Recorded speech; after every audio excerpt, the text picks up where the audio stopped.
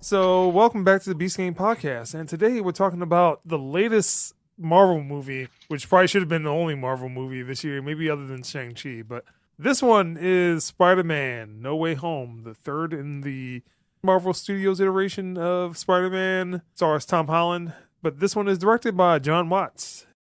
The writers are Chris McKenna, Eric Summers, based off of characters created by Stan Lee. Stars Tom Holland, Zendaya, and Benedict Cumberbatch. The synopsis is, with Spider-Man's identity now revealed, Peter asks Doctor Strange for help.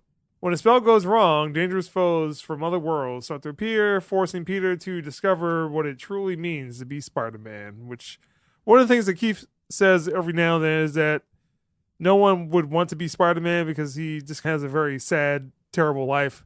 So, Keith, how did you feel about Spider-Man No Way Home? I would never want to be Spider-Man, Peter Parker.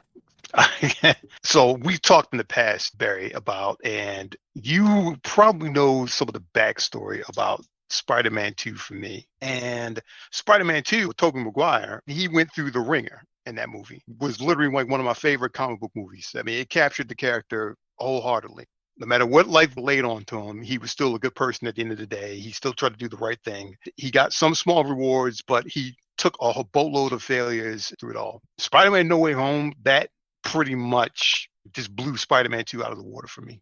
It hit every note that it was trying to hit, even the introduction, and not to go into spoiler territory, but you understand why they never went through Peter Parker's origin story when he came to the MCU. Bringing all of the other previous Spider-Man movies into this one sounded hokey when you heard about it, and you figured it would be entertaining. You didn't think it would have the emotional weight and the storytelling weight that it had, but it actually did. It actually fixed the two Andrew Garfield Spider-Man movies, in my opinion. Those movies are powerful. I can go back to and watch those two movies again and not turn my nose up at it. But as a standalone MCU film, it was phenomenal. Best Spider-Man film that I've ever seen. It did everything correctly. Tom Holland just nailed the character perfectly. They all came together and all worked out extremely well. Like even the plot line, as it got even more convoluted with the spell and everything, it took the source material, which was the No Way Home comic book arc that Spider-Man went through in the comic books about 10 years ago, I say. It did a far better job of relaying that story and getting the Spider-Man situation. It did a much better job than the comic book, than the source material did. This is a phenomenal film. I thought it was emotional. It hit me a couple of times in some scenes. And again, I don't want to spoil it for anyone who hasn't seen it yet. Hype and all the misdirections and all of the secrecy, it's well understood. John Watts did a fantastic job. And I'm excited for what's coming next for the MCU. Doctor Strange is like sold for me. I'm watching that day one. This is also probably the first Marvel film I saw where I didn't think about the previous Avengers that were gone, Tony Stark and Captain America and stuff. When I heard their names getting dropped, kind of like, oh yeah, they're gone. But I didn't think about what was lost. I thought about what was coming ahead, future phases of the MCU. So this is a good film. Far better film than I thought it was. It's right up there with Endgame. I'm not going to say it's better than Infinity War, but it's up there. All right, Matt. I felt this movie was phenomenal. I mean, it hit everything as far as a lot of homage. There was plenty of Easter eggs. I don't think it necessarily corrected the other movies as it did merge all the storylines together and made it somewhat of a effortless universe, or multiverse, should I say. The one thing I kind of liked about this movie that the Amazing Spider-Man didn't apparently get, how to make a movie somewhat dark but still maintain the humor that made it famous, that made it enjoyable to watch. It wasn't too popcorny-ish, I guess you should say. And as far as staying true to comic book, as far as representation of the characters, the old characters the villains that were there, the good thing about that is that it provided them with a little bit more depth than it did in the previous iteration. Don't see how they would make this movie any more perfect than what it is. Doctor Strange, I thought, was a perfect fit in absence of Tony Stark. As far as all the Easter eggs that were happening in this movie, if you paid attention to not only to what people were saying, what people were doing, things in the background, there was no shortage of, oh, I know what that is, or hey, that number represents this, or that saying represents this. It was pretty awesome. I just hope that the other Spider-Mans, hopefully they get their own movie too. Jay? I don't know what the fuck y'all were watching, But what I saw was utter trash. It was a waste of my time, and I don't want to discuss this movie any further. I'm just here to let people know that this movie is overrated, overhyped. First, let me stop bullshit. This movie was fucking epic. This joint was amazing. This movie was fucking This fucking amazing. guy. Exactly. This fucking guy. guy. This God, fucking Lord. dude. This guy. Get Yeah, him I off knew the this was gonna podcast. happen. He's fired. We all Hold know. on, Matt. I This was gonna movie tell was- Jay I knew good and damn well he's bullshitting when he said Yeah, I Iron Man 3 figured. because he hates Pepper Potts, and that's the worst fucking Pepper Potts scene ever. So I know good and damn well he ain't going with that. This movie was fucking amazing. The only bad thing about this movie was that it was too short. I actually wanted it to be a little bit longer, and some of the villains didn't have that much of Much anything to do. right. They were Yeah. just there. Like Keith said before, like no one really wants to be Spider-Man. And Spider-Man, he takes a lot of L's in his life. A lot. He takes more L's than he does W's. It's ridiculous amount, but it all goes back to like the saying, with great power comes great responsibility. So he always has to take the L for the greater good. And in this movie, they established that. And if you look at this movie, this is also kind of a reboot, somewhat. Because one thing that people complained about with the Tom Holland Spider-Man was that he had Stark Tech. He had Yep. this. He had that. Part of a team. He had people helping him. Now he had to basically grow up. He had to grow up.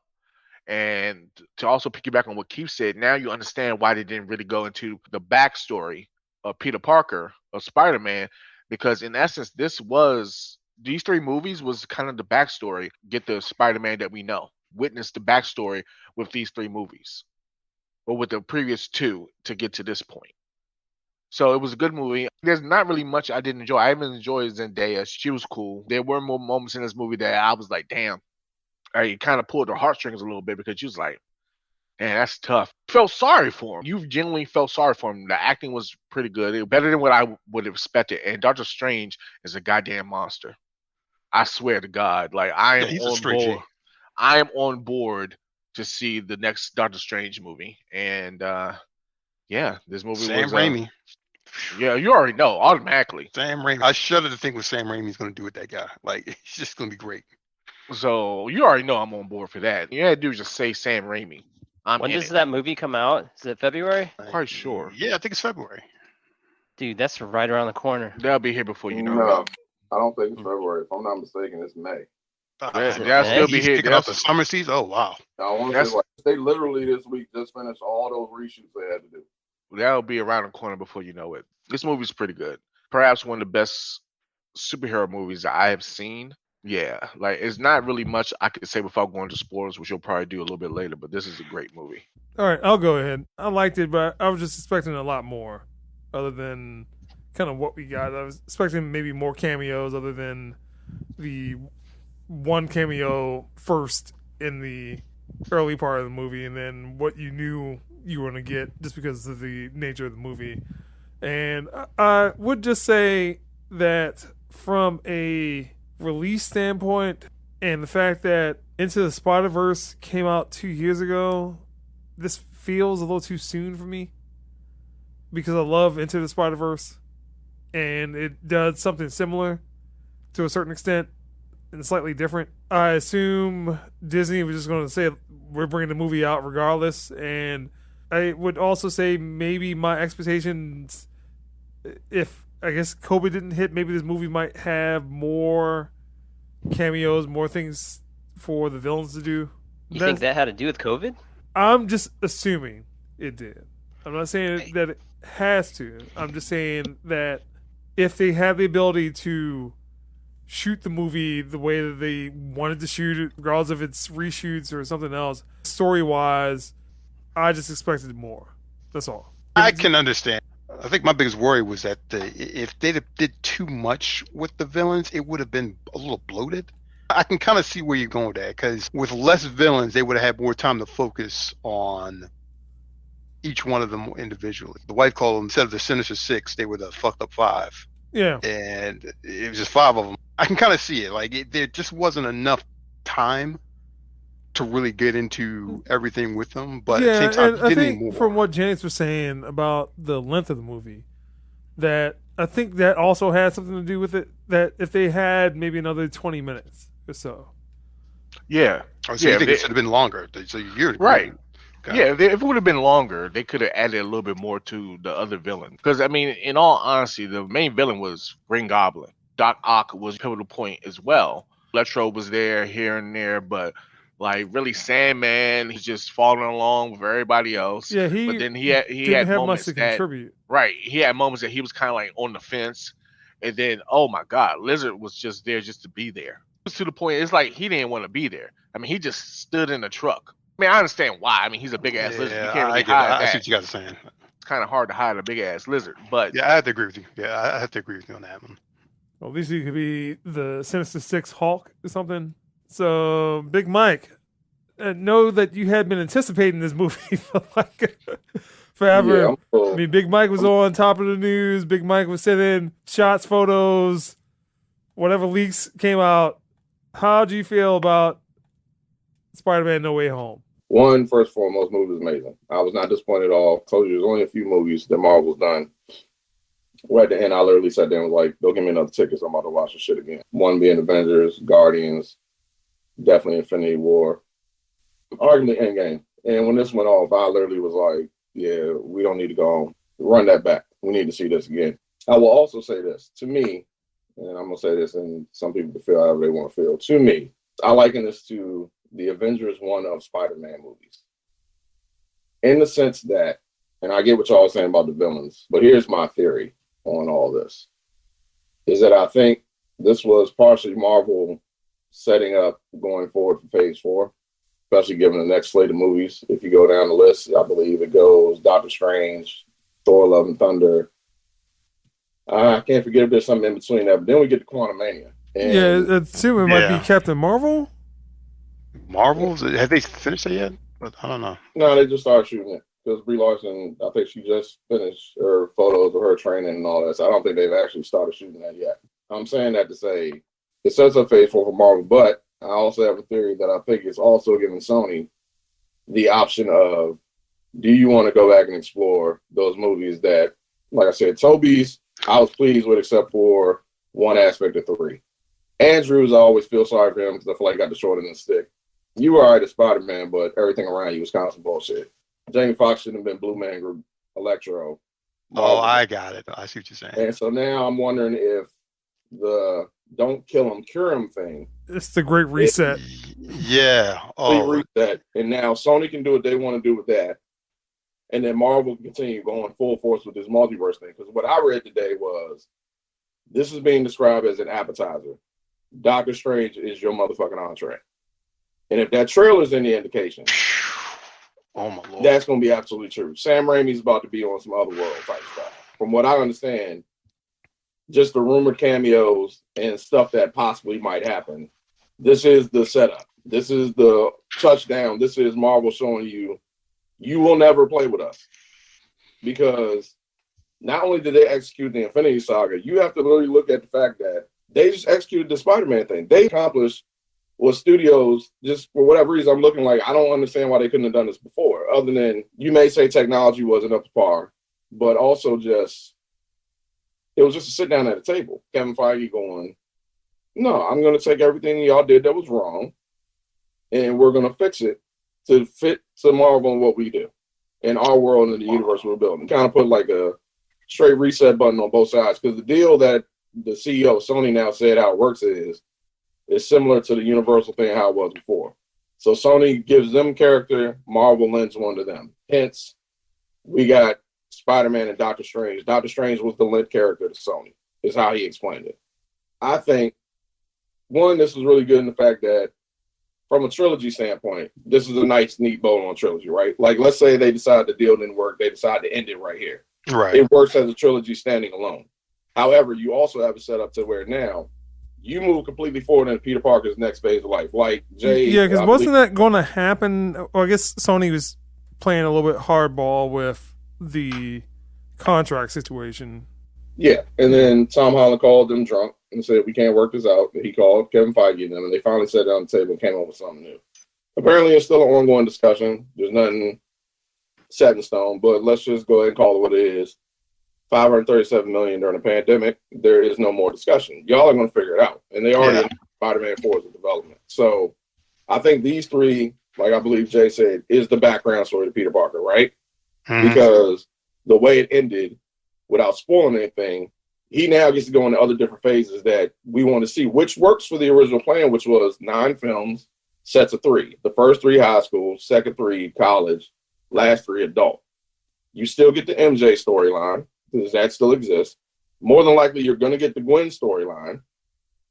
And I'm going to argue the only difference is you're probably going to get Spider-Gwen now, because now his storyline is going to change a bit, right? So one line that he dropped in the movie now is going to end up probably becoming true without spoiling anything. Peter going through the black suit and everything else, which works because we already know Secret Wars is the big thing they've been talking about now.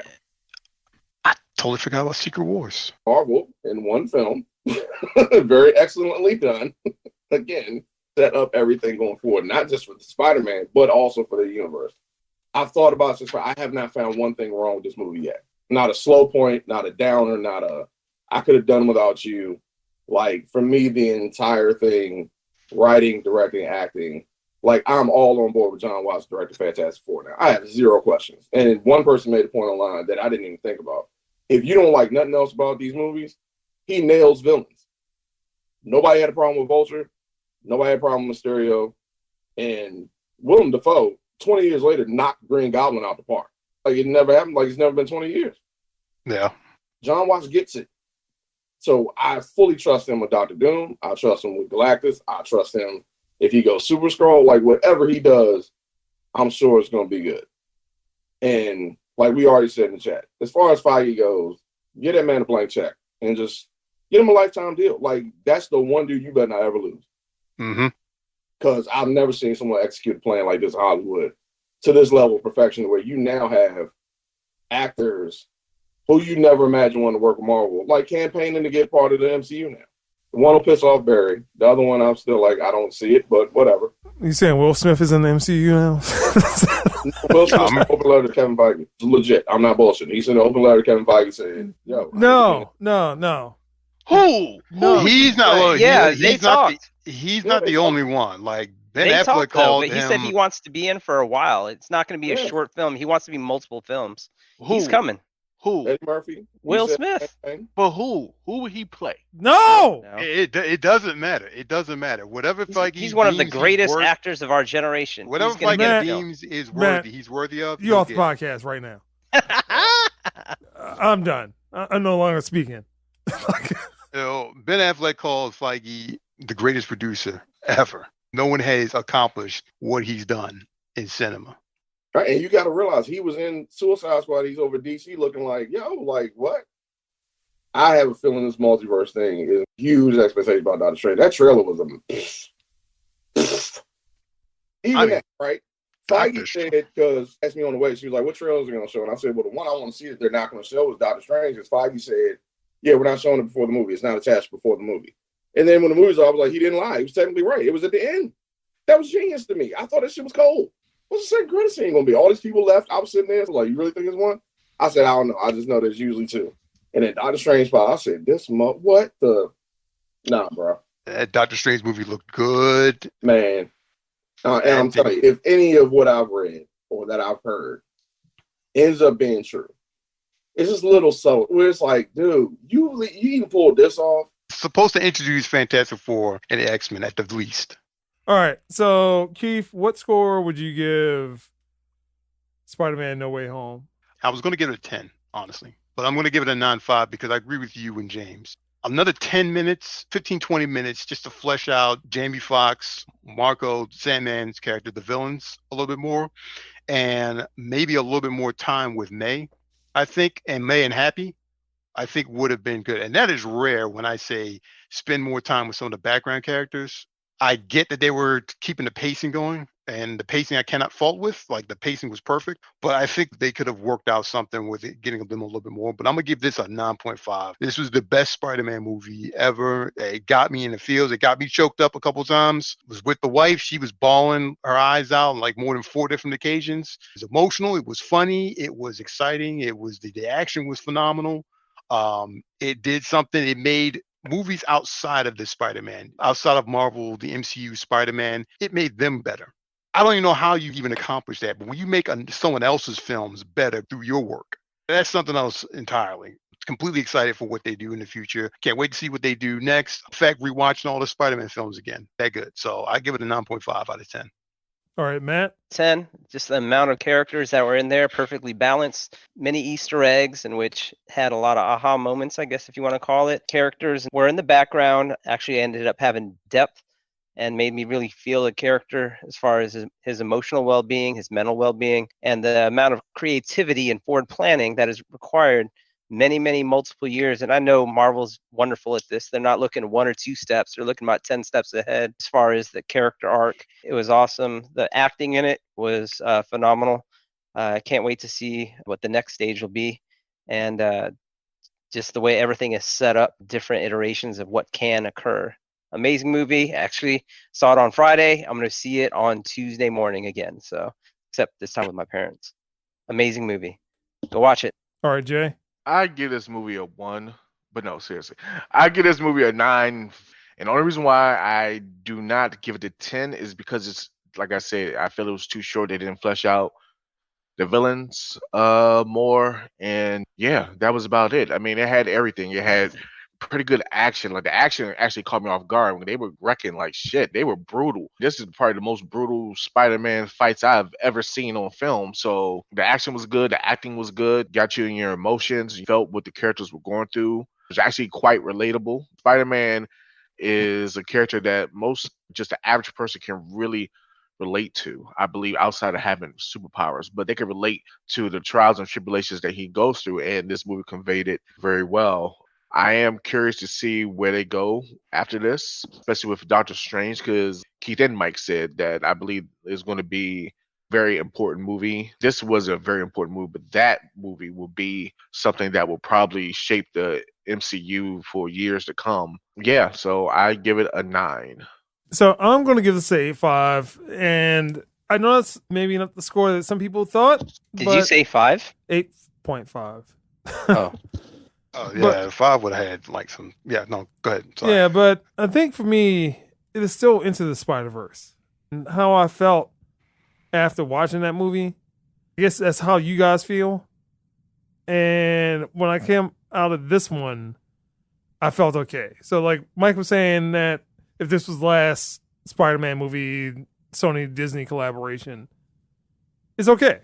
But Into the Spider-Verse felt special to me. And this feels okay. That's all I can say. So I'm not downgrading the movie. I mean, it's well shot, well directed. Feel that it could have been better. That's all. So 8.5. Big Mike? 10 all day. There's no doubt about that. I saw it Friday. I would have gone today. Probably go see it in IMAX because I didn't see it in IMAX yet. Like I said, I thought it was amazing. I still think about it all the time, and I still haven't found one thing I found wrong with it yet. And I'm trying. And I just ain't got no issues with it. Like, even the Aunt May thing is like that version of Uncle Ben. And you know, I hate that whole rehashing shit over and over again. So I even thought that was kind of like a perfect way to handle things. Just, like I said, everybody. The movie was just great to me, man. And for what it was, and also, again, for what I believe it sets up. Like I said, I think you already said Sony, and they get a chance to redeem themselves. I think it redeemed one person in particular. And I honestly believe this is Marvel's setup for not now, but further down the line. I think 2 things. One, a proper Sinister Six, because you still had Vulture locked up, Scorpion locked up. Didn't get Rhino yet in the MCU. So you still had options with that. So I think it's a setup for Sinister Six down the line, and then ultimately a live action Spider-Verse. I just don't think that's going to happen anytime soon because I know Marvel still wants to do Miles. Like I said, I'm almost sure they're going to do Spider-Gwen. And then somewhere down the line, introduce some other characters and all that. So, like I said, I thought it was great directing, great writing, great acting. Tom Holland, to me, is Spider-Man. If he can't pull off nothing else, he pull off most of the scenes well, because I still laugh at the fact that the Russos were like, that whole Infinity War scene, when he dusted, they didn't give him any script. It was act like you're done, and that's what he came up with on one take. And the scene in this one was reminding me of that. And I'm like, look, he can't act nothing else. He can do emotion really well. But like I said, I think it was fantastic, man. I can't wait. Whatever they're getting ready to do, I'm ready for every last bit of it now. And shout out to Daredevil. That was a cool little scene. That was a cool scene. Just one other thing I did want to say. I said this beat, and he was like, "That's a cold ass line, man." I said, "Yeah, I'm gonna say it on the podcast." I just want to shout out to Kevin Feige because he accomplished what Kathleen Kennedy couldn't do for George Lucas. So Yeah. And in a nutshell. yeah, that's all I got for the non-spoiler type stuff. So that's the Beast Game podcast. I guess we will also be doing a probably this end of the year something. Still got the Matrix. I'll be watching that from home. Yeah, still got the Matrix, but still will say if you look at this movie in context of the Eternals and understand what the Eternals was trying to be important to, they don't matter. They don't matter. They don't matter at all. That movie does not matter. Black Widow does not matter. Black Widow definitely doesn't matter in the context of this movie. I mean, Let me ask you about Eternals real quick because I still haven't seen it. I'm not watching those streams. Celestial, major importance or not really? Major importance. yeah. That's the whole point of that movie, I would argue. Yeah. Yep. Just to set that up for all the cosmic shit. It's basically Ant-Man with the quantum realm, is what it sounds like. That's it. Yep. That is the Beast Game podcast.